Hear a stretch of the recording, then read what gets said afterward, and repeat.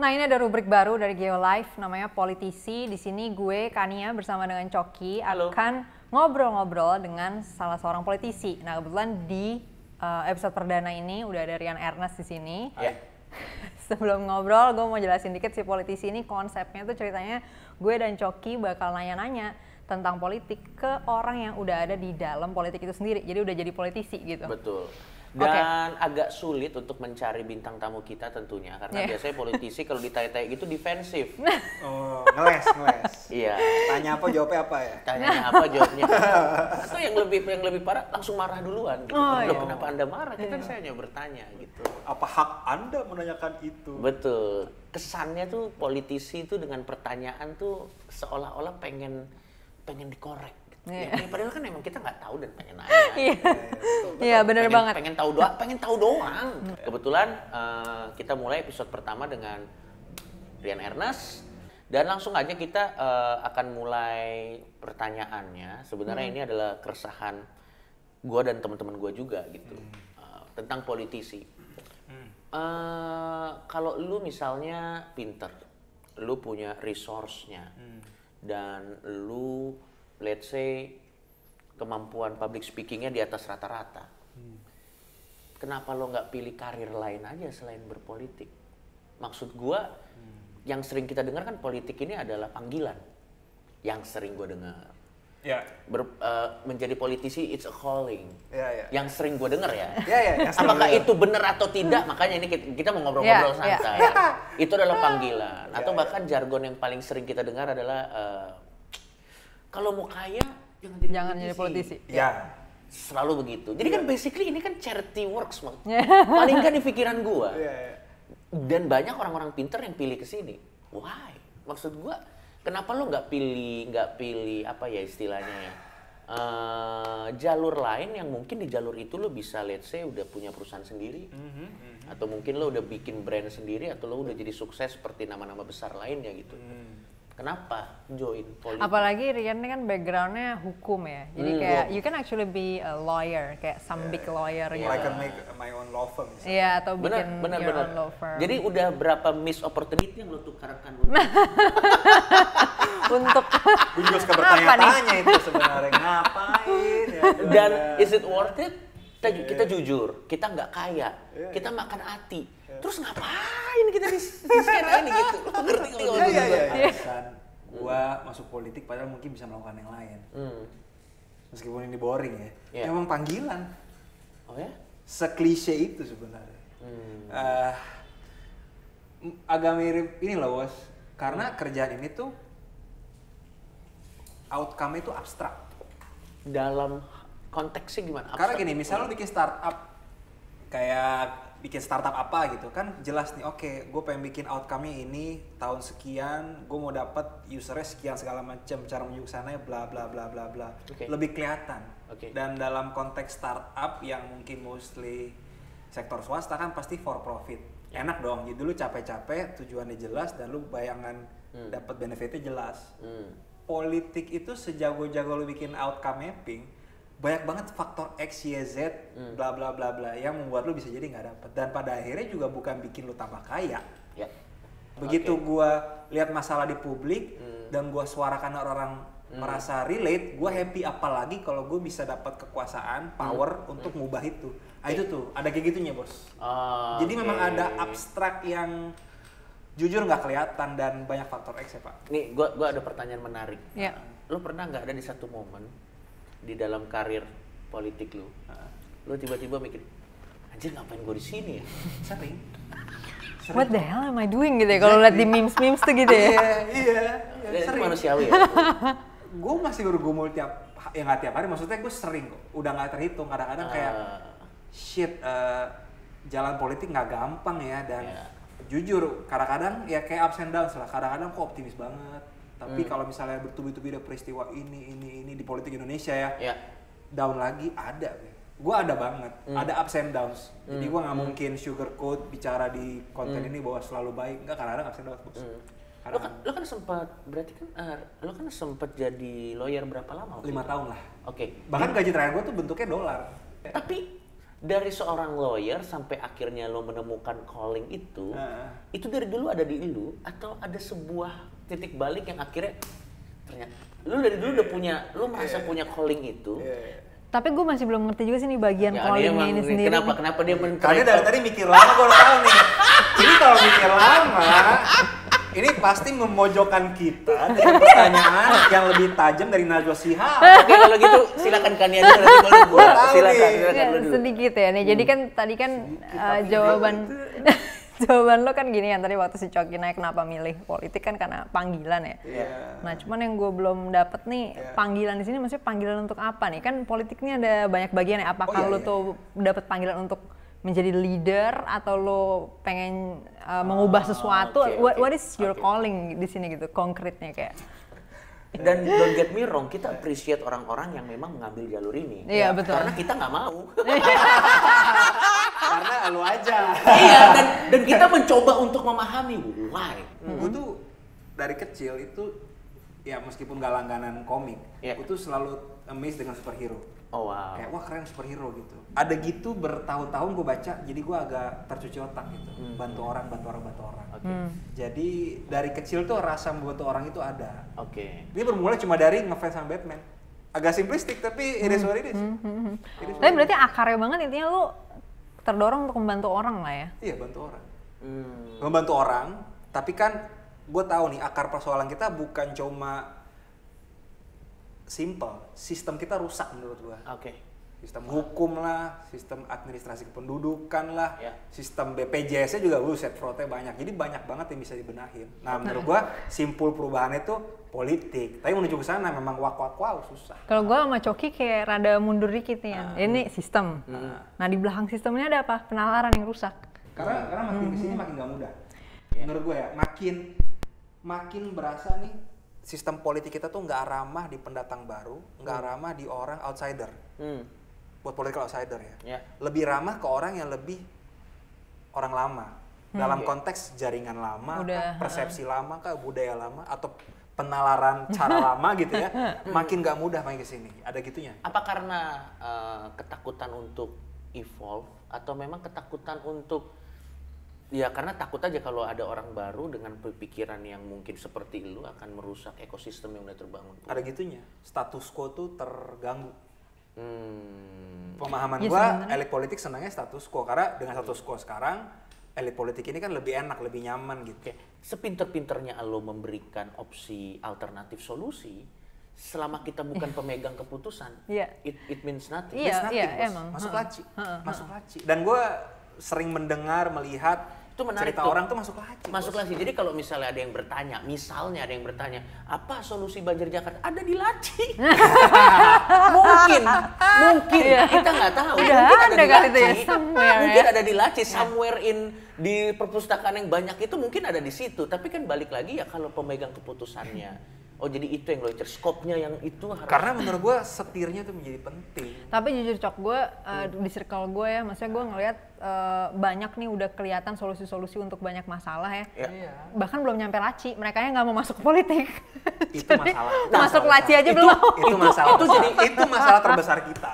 Bener itu. Nah, lu berarti kurangnya regenerasi orang yang punya mindset yang benar ke politik itu problem kan?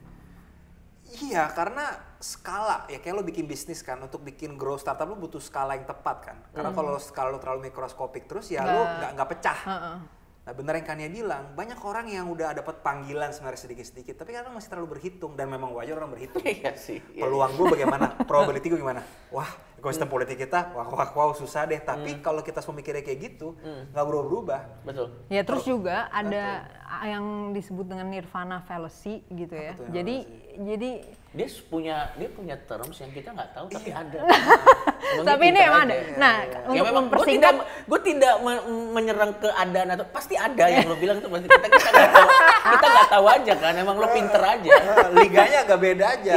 Nah, nirvana fallacy ini penting banget nih menurut gue nih, salah satu akar masalah nih di politik nih.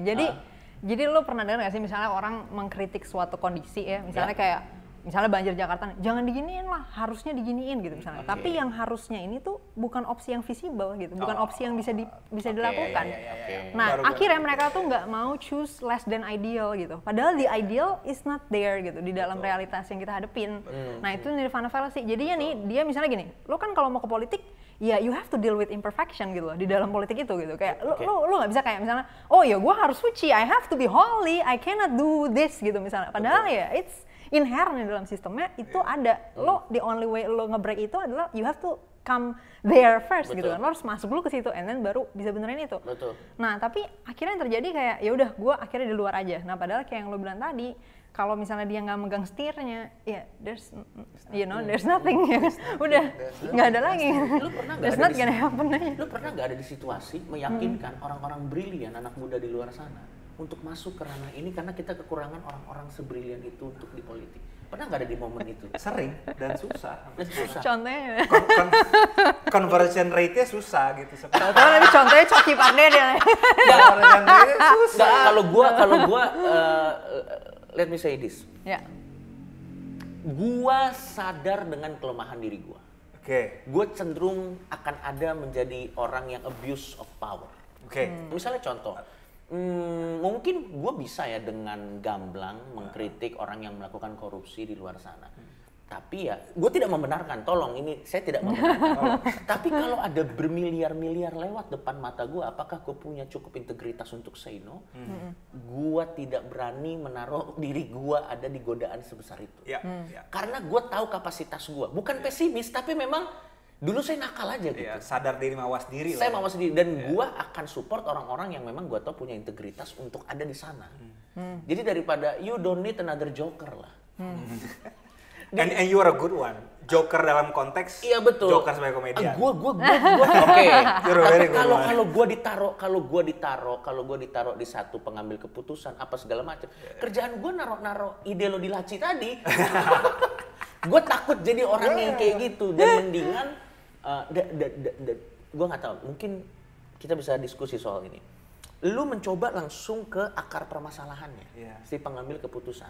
Kalau gue dan Kania mungkin kita lebih ke arah nalar orangnya gitu. Lebih ke akarnya lagi sih sebenarnya kan gini, sistem ini kan dibangun oleh orang ya pada ujung-ujungnya ya. Demokrasi dibangun oleh orang. Ya kalau gue ngeliatnya gini, misalnya gue support orang nih yang gue tahu bagus nih untuk jadi politisi, dia juga nggak bakal bisa dapet dukungan anyway. Kalau belum ada di tune yang sama kan, maksud lo kan, belum ada satu frekuensi yang sama kan. Dan publik yang ada nggak bisa support dia gitu, nggak bakal bisa comprehend idenya juga. Poinnya Kania adalah mencoba memperbaiki demand side-nya. Demand side-nya. Demand side-nya. Karena masalah politik sekarang, dalam experience gue 3-4 tahun politik praktis, kenapa Indonesia ini kita lihat OTT lagi. Karena isu supply demand. Demand dari warga dalam konteks electoral cycle 5 tahun sekali merasa oh ini tahun politik, ini tahun gue dapet duit. Duit 50.000 kayak minyak goreng kayak beras. Ada demand side, nggak semua, tapi ada lah. Sama-sama tahu kok. Demand side ini ada, ketemulah supply side. Pengusaha yang nggak semua tentunya, tapi banyak orang yang mau mencari konsesi, mencari izin, mencari benefit di sistem politik. Nggak usah bicara publik, nggak usah bicara policy making. Pokoknya gue mau dapet posisi, koneksi, cuan. Ini bahaya supply demand dan udah terjadi sekian lama. Jadi kalau mau di break duluan, paling enak demand side itu dulu yang Kania sama teman-teman coba. Demand side itu dibenerin biar lebih cerdas, lebih bisa memastikan supply side ini akhirnya makin turun. Kalau semua orang nih sepakat demand side nggak mau lagi lah politik uang, atau justru ambil uangnya tapi justru jangan pilih yang ngasih uang, kan akhirnya orang jadi satu election cycle, 2 election cycle, akhirnya mereka kapok kan. Supply side jadi agak menurun. Ini PR panjang sebenarnya, pertempuran panjang sebenarnya. Dan kalau soal kayak politik uang atau ya tendensi itu untuk korupsi secara materi gitu juga, gue sih ngeliatnya ya it's a culture. Karena menurut gue ini akar banget sih di bagian itu ya. Maksudnya untuk yang mengejar shortcut to wealth gitu. Yang kayak tadi misalnya ya gue pengen anak gue mau beli apa barang apa jadinya akhirnya nerima duit buat pemilu segala macam gitu. Kayak jujur aja kalau misalnya kita bicara tentang bagaimana negara menyediakan welfare gitu, kesejahteraan ya. Kalau misalnya culture-nya masih pengen tajir-tajirnya sih nggak bakal cukup berapapun itu welfare yang kita sediain ya, welfare fund yang kita sediain gitu. Jadi menurut gue mindsetnya juga harus berubah gitu di Betul. situnya gitu. That's why gue termasuk keras banget sih ngeritik yang soal kayak gitu kan gitu. Oke. Kita biar Pilih kan ya. Coki pilih Sayangnya ya. saya- Pilih deh. Tapi dia bilang dia nggak yakin. Jangan pilih gua, pilih dia aja. Kalau nggak pilih Ernest aja. Anyway, kita nggak mau terdengar terlalu gloomy juga karena kan fungsi konten ini adalah supaya ngerti dengan tanpa sugar coating apa sih sebenarnya yang dirasakan oleh politisi. Iya. Tapi bukannya sih hope juga gitu. iya, tapi kita juga mau jangan abis ini. Oh berarti betul. Ya udah, gue nggak usah jadi Saya politisi. tidak masuk politisi malah gitu nanti jangan nanti tugas dia makin berat. Tapi gua mau tanya, bisa nggak kita sejahtera menjadi seorang politisi tanpa korupsi? Sangat bisa. Karena hampir jarang lo sejahtera jadi politisi tapi tidak korupsi. Itu bisa, doable itu. Menurut gue Lagian sejahteranya level apa kali ya? jadi sebenarnya itu. Kalau Semua itu kembali ke lifestyle kali ya. lu mau segede Budi Hartono sih nggak bisa bos. Aduh lucu bener. Ada gitunya sih. Standar Iya, sejahteranya, iya, makanya kalau gue sih emang benar-benar emang nge-break konsep sejahteranya itu sendiri. Menurut gue, ya justru kita ngejar itu in the first place, ini yang bikin rusak di sistemnya. Karena emang resource-nya tuh sebenarnya nggak nyampe buat segitu. Oke, sejahtera. Secukupnya menurut Iya. gue. Secukupnya. Dan definisi secukup kan luas ya. Tapi ya gue yakin deh orang yang gila materi pun begitu kita kasih brainwash kayak secukupnya dia akan ngerti. Iya deh, gue hari ini makan bisa dapet, anak gue sekolah aman, paling nggak mobil buat commuting aman, gue punya rumah yang nyaman, cukup kan. Lo nggak perlu bikin rumah satu island komplek lo beli semua kan. Betul, Atau mobil, betul, oke lah, mobil betul. anggaplah lu punya anak 2, Betul. istri suami, ya udah sementok-mentoknya lu Betul. beli mobil 3 deh. Betul. Lu, istri lu, anak lu 2 buat sekolah. Betul. Nggak mesti 20 kan seperti orang kaya kaya crazy rich lainnya. Betul. Karena sekarang tren crazy rich tuh lagi gue nggak tahu ya di Indonesia terutama tren crazy rich kota apa, tren crazy rich kota apa. Gue tidak mengkritik kekayaannya kalau memang itu kerja keras ya silakan you deserve it gitu. Cuman maksud gue tren-tren seperti ini juga ada efek samping yang harus kita perhatikan juga gitu. Dan ini sih Cok jujurnya nih, kalau gue sebenarnya bahkan ngelihat pada level kita ngalokasiin sumber daya ya, kadang-kadang tuh jadi nggak efisien gitu loh. Nah kalau yang sekarang terjadi jadi kayak kita semua mau menciptakan kenyamanan kita masing-masing. Nah kebutuhan untuk bisa nyaman itu akhirnya jadi gede kan, gara-gara di ruang publiknya nggak nyaman gitu. Dan sebenarnya itu kan. Dan gue ngeliat waktu itu ada spirit di pemerintahannya Ahok untuk melakukan itu kan salah satunya. Maksudnya untuk mencoba membangun lebih banyak ruang publik yang nyaman gitu segala macam. Ya supaya kayak gue nggak perlu bikin taman sendiri di rumah gue gitu. Ya bayangin kalau semua orang ngejar buat bikin taman sendiri-sendiri ya gimana nggak korup aja. Nah, lu kan sekarang masih ada di skena politik. Iya. Oke? Still hari ini. Tanggal 23, 24. Iya, pokoknya video ini di syuting. Expert today. Iya, masih ada di skena politik. Alasan lo belum keluar kenapa? Karena lo udah into deep. Gitu. Jadi apa? Karena lo kalau lo puter balik, aduh udah gak ada waktu deh gitu. Atau karena lo masih yakin masih bisa ada perubahan? Masih yakin. Oh, Gue masih yakin. Apa yang bikin lo optimis di situ? Ya. Emang lu bikin orang negatif mulu.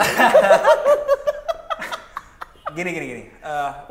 Atau gue masih yakin bahwa gini.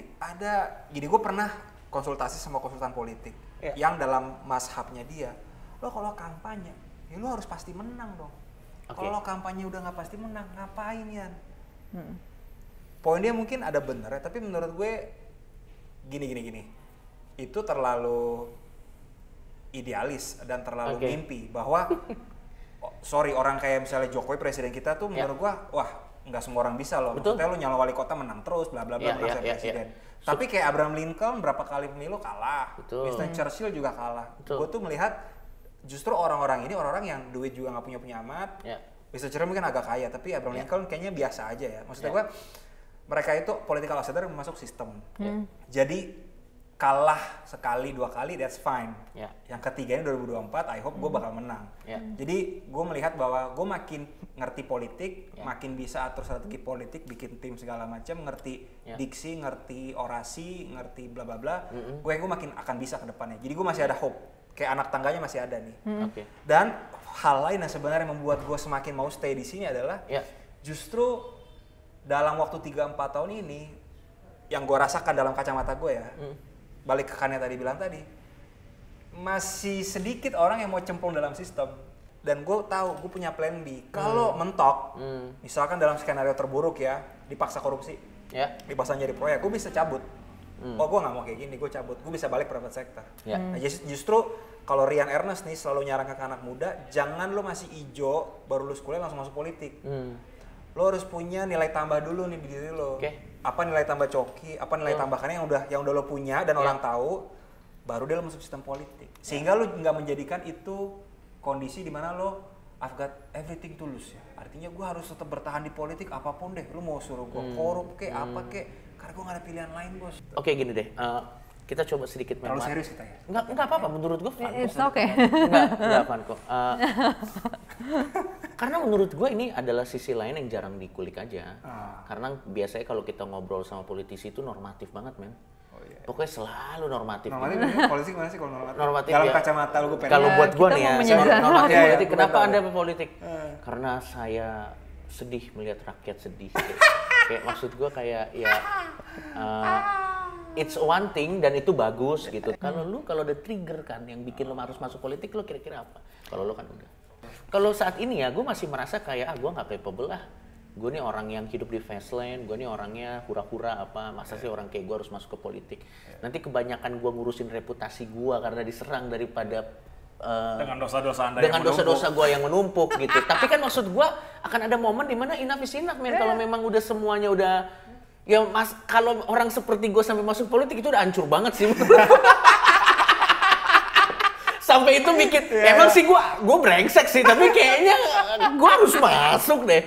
Itu sih pasti. Orang brengsek aja sampai turun tangan. Sampai turun tangan, tapi kan lu dulu gini, I don't give a F gitu maksudnya. Kalau lu apa? Nah kalau jadi gini Cok, kan ya kita termasuk inilah, kita bertiga sama-sama orang-orang yang berkarya itu emang ya di ruang publik lah ya, maksudnya berinteraksi dengan orang banyak segala macam. Dan otomatis kita masing-masing punya tujuan, pengennya masyarakat jadi kayak gimana sih kira-kira gitu ya. Ya betul, nah, betul. Gue tuh udah pernah melakukan perhitungan emang. Gue benar-benar gue literally membuat matrix gitu. Untuk menghitung ya.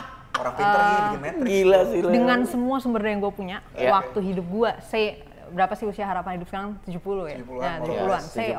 70 tahun hidup gue, dengan skills gue, dengan skill set gue, dengan modal ekonomi yang gue punya, dengan network yang gue punya segala macam, gue ngeliat mana kerjaan yang bisa menghasilkan impact terbesar.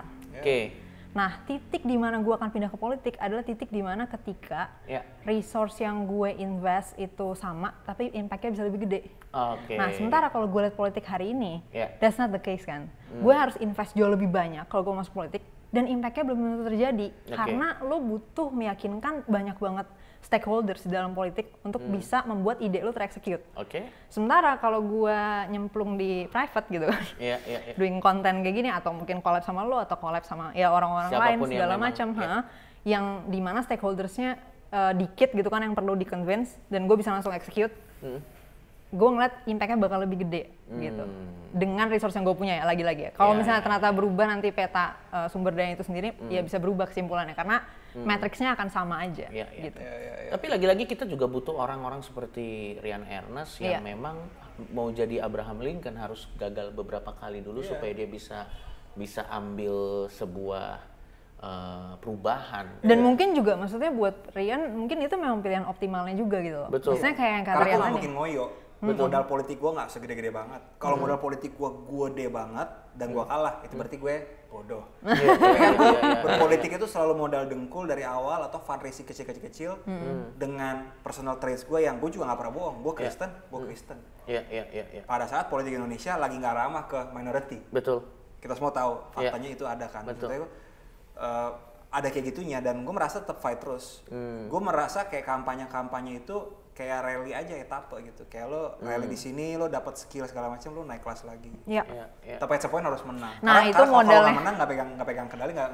Itu modalnya Rian yang menurut gue Cok, lo nggak punya, gue juga nggak punya. Betul. Lo 5 menit aja berdiri di jalan sono di TPS satu dapil, gue yakin lo tewas habis itu. Yakin gue 2 juta % Cok. Tapi sorry kalau boleh nyambung nih. Tadi kan sebenarnya bagus tuh. Dia sebenarnya ngucapin impact dan itu gue malah lupa. Gue itu orang yang mau ngerjain ginian, karena gue masih merasa impact terkuat itu di politik. Jadi kalau gue di LinkedIn profile gue tuh orangnya driven to impact kalau nggak salah. Driven for impact gitu, gue lupa Inggris yang gimana. Ya atau impact driven. Impact driven gitu ya. Jadi gue tuh selalu dampak yang menarik gue. Kalau Kanye tadi bilang, dengan resources yang besar, impact-nya kecil karena harus convince banyak orang. Makanya pilihan gue dalam kamus gue ya, paling bagus buat perubahan Indonesia menurut gue ya, menurut gue, mungkin gue salah, adalah jadi kepala daerah tingkat 2 kabupaten kota. Karena misalkan kita punya ide bagus nih, kan ya Coki, tapi kita masuk legislatif berat, itu kayak ngedorong gunung gitu ya. Lintas fraksi, lintas komisi, ngomong lagi tapi kalau kepala daerah lo progresif, ya lu cuma butuh meyakinkan beberapa orang di DPRD aja. Dan lu bisa fight, dan bahkan ada beberapa hal. Contoh nih, pernah terjadi di DKI kan, pada saat lo bikin anggaran dan DPRD-nya itu ngeblok persetujuan, apapun alasannya ya, kalau positive thinking ya mungkin emang lagi nggak suka aja. Kalau alasan jelek mungkin. Oh itu udah positive thinking gitu? Iya. Positive thinkingnya agak tidak terlalu positif. Ya nggak apa-apa, mungkin itu kan udah benefit of the doubt tertinggi yang bisa kita berikan. Ya nggak apa-apa. Jadi kalau udah deadlock gitu pun kepala daerah yang progresif bisa pakai anggaran dengan pagu anggaran tahun lalu. Jadi sebenarnya kalau progresif banget dan lo jadi kepala daerah, bupati atau wali kota, lo bisa banget bikin perubahan. Dan dalam konteks desentralisasi Indonesia hari ini, kuat banget, banyak banget kasus di mana bupati atau wali kota berani melawan gubernurnya. Dan memang bisa. Jadi menurut gua kalau kalian masuk politik, kepala daerah tuh adalah saran gue. Meskipun jarang orang yang dari politik yang masih nol langsung kepala daerah. Biasanya pakai rumusan Ahok nih, dulu nasihat Ahok ke gue. Lo harus di level DPRD kota kabupaten dulu baru jadi kepala daerah. Nah tadi yang seperti gue bilang ya, itu kan tergantung modalnya juga nih, misalnya tergantung sumber dayanya nih. Nah ya seperti yang gue bilang tadi udah sempet gue sebutin adalah gue nggak punya sumber daya untuk berinteraksi dan segala macam dengan masyarakat luas gitu, maksudnya konstituen yang ngasih Cok. Maksudnya kayak sebenarnya Kania tuh lebih gini, Kania tuh lebih dia tafsir lo gimana? Enggak, kalau Kania tuh gini, Kania tuh gini, dia tidak ada masalah dengan freedom of speech, dia cuman cannot stand stupid people aja. Dan itu yang membuat Kania tidak akan pernah masuk politik sih menurut gua. Dia nggak bisa fake. Nah, pakai itu ugly truth-nya kan? Iya, dia nggak pernah bisa fake. Kalau dia dengar orang argumennya terlalu aneh, dia twitch nih. Nggak bisa bohong ya? Nggak bisa bohong dia. Kita kan udah bagus, kalau dulu dia roll. Kayaknya sih lebih di social skill sih kan. Ini bukan masalah hosting cita nih. Ini sih bukan masalah lo tidak punya, itu social skill aja. Iya, itu kan sumber daya, Cok. Oke, sumber daya. Itu maksudnya. Dari tadi dia ngobrol sama kita nge-twitch berapa kali? Iya, dia nge-twitch kayak pas gua ngomong gitu. Calling udah nge-twitch itu. Tapi menurut gua perbincangan yang menarik, karena menurut gua approach kita pada skena politik tuh harus itis what itis sih. Karena menurut gua apapun skenanya ya, orang tuh harus tahu realitanya supaya dia bisa dengan mantap memutuskan masuk ke skena ini gitu. Dia bisa timbang mana negatifnya, bukan negatif, mana resikonya, mana positifnya gitu. Dan menurut gue cara terbaik adalah ya kita kasih tahu itu sesuatu ini sebagaimana keadaan yang sebenarnya gitu. Karena kadang kalau terlalu normatif, kita nggak ngerti skena politik gimana, begitu masuk, kok tidak seperti yang saya dengar ya. Jadi menurut gue ya hard cold fact-nya ya begini ya. Jadi teman-teman, tapi tetap kalau masih ada orang-orang seperti Rian Ernest dan ada banyak Rian Ernest lain yang merasa masih ada harapan, ya gue rasa mungkin memang masih ada harapan, atau mungkin kita aja yang sinikal kan. Nge-twitch mulu. Makanya mungkin kita aja yang sinikal. Makanya ada alasannya kenapa dia narasumber kita yang nanya, men, karena kita sinikal, men. Mungkin Rian mau kasih closing statement mungkin. Yes. Buat mungkin ada audiens yang masih muda-muda nih lagi kepikiran menimbang jalan hidup mau berpolitik atau enggak. Yakinkan mereka bahwa this is something yang doable.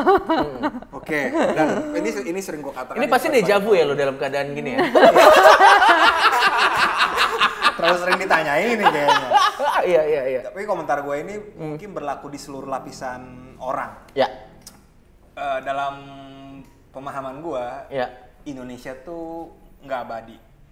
Indonesia tuh konsep. Negara kita tuh konsep yang nggak bisa take it for granted. Artinya kita melek begini, pada saat kita meninggal masih sama gitu. Akan ada banyak perubahan. Jadi karena ini adalah konsep, negara ini perlu ada perawatan menurut gue. Nah, perlu di-maintain. Betul. Kayak kulit perempuan-perempuan perlu di-maintain. Laki-laki punya sneakers keren kayak lo perlu di perawatan. Nah, negara kita perlu perawatan dan harus ada orang-orang yang terpanggil merawat Indonesia. Apapun sektornya ya. Kania melakukan sektor publik dengan edukasi dia dan pemantapan nalar dia top, lo dengan segala macam ke yang lo ngasih rice cooker ke orang di Serang gitu, itu kan juga bagian dari merawat Indonesia juga. Nah, kita semua harus merawat Indonesia apapun porsi kita. Tapi kalau punya panggilan ke politik atau tergelitik masuk politik, lakukanlah. Dan kadang solusi yang terbaik bukan yang paling gampang kan? Betul. Iya, betul. Iya. Dan silakan diambil aja yang positifnya. Dan gue yakin ini banyak positifnya. Dan ngobrol-ngobrol gini menurut gue seru sih ya. Menurut gue seru. Jadi masih akan ada banyak episode ke depan ya. Kita akan panggil narasumber-narasumber, tapi tentunya dari teman-teman kita dulu. Oke, thank you udah nonton. Sampai ketemu di episode politisi berikutnya. Ya.